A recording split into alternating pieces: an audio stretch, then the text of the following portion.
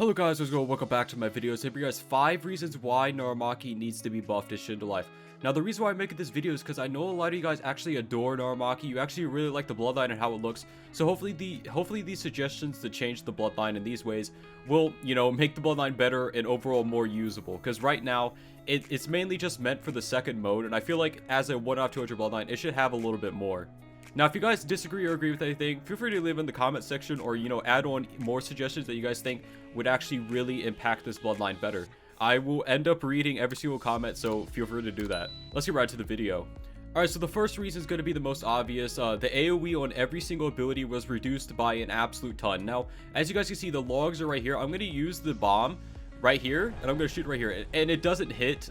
This giant tailed beast spirit bomb doesn't even hit halfway across the log area in Ember. So yeah, the AoE on it was majorly reduced. Now to make up for that, I feel like the startup on this move should be reduced by half. I feel like the startup on the third move, the second move, and the C-spec should all be reduced by half. I feel like they should all, the projectile should be faster and the startup should be half. So it would make it a lot less predictable, because right now it is so significantly easy to just dodge one of these moves. It's incredible. I'm sure if you guys have ever used Narumaki, you guys probably can attest for the fact that the AoEs on these are like pea size now, and they're really easy to avoid. Now, not only that, but the AoE on every single ability was changed. So I'm going to show you guys the first ability.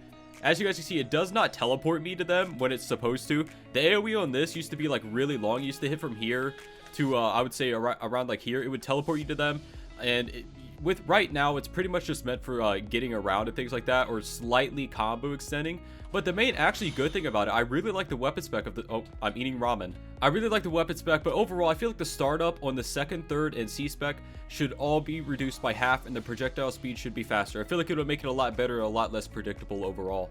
Also, for some reason the second move was on the auto dodge global cooldown. That definitely needs to be removed. I'm not sure why it's on the auto dodge global cooldown. That 100% needs to be removed. I'm pretty sure that was just a mistake.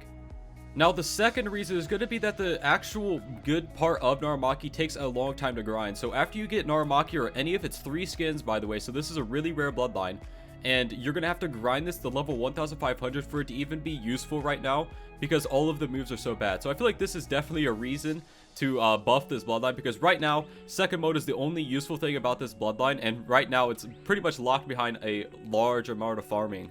Now, the third reason is obviously going to be that it's just a really rare bloodline. I feel like rare bloodlines should definitely be better than less rare ones. I feel it just makes sense in the game design, and I feel like it being a 1 out of 200 bloodline, it definitely doesn't feel like a 1 out of 200 bloodline. This definitely feels like a 1 out of 100 bloodline, and it even has like 2 skins after it, and it's still, it definitely needs buffed to more fit in with its rarity. Now, reason number 4 is going to be that the third ability is on the stun global cooldown. Now, I feel like it being on the stun global cooldown is, it's somewhat acceptable, but I feel like the cooldown of it definitely needs decreased to around 25 seconds if it's on the stun global cooldown, because it's pretty much, you cannot combo with this ability at all, because pretty much all of the long stuns are on the stun global cooldown. There's a few that aren't, but most of them are. And overall, when it comes to this third ability, the cooldown is so long, you're ever going to be able to use this once or twice during a fight. Now, I know that may be the reason, but after the AoE nerfs, after the damage nerfs on the ability, I feel like it definitely needs a cooldown reduction if it's going to be on the stun global cooldown. Now, if it's not going to be on the stun global cooldown and they're going to take it off, it definitely needs to keep everything about it, because that would be really, really good with a very short cooldown. Now, reason number 5 is going to be that this bloodline almost has 0 combo potential, and it being a combo-less bloodline, pretty much with Narumaki, because the M1s actually have knockback now. I don't know if you guys knew that, but they do have knockback now. But when it comes to a combo-less bloodline, it's mainly meant for just spamming, and I feel like right now, since it has no combos that you could do with it, besides, maybe do like an M1 combo and somehow hit the first ability before they auto dodge, even though there's like a lot of startup to it.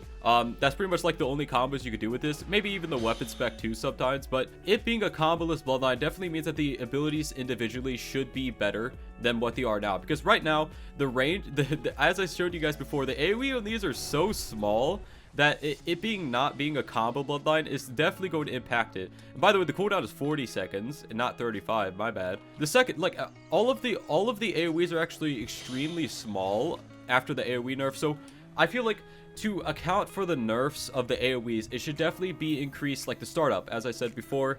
And overall, it being just being a comboless bloodline means that the moves just need buffed more. But yeah, guys, those are gonna be the 5 reasons why I think Narumaki actually needs buffed to Shindo Life. If you guys enjoyed this video, hit the like, subscribe, more. 6 guys. Bye bye.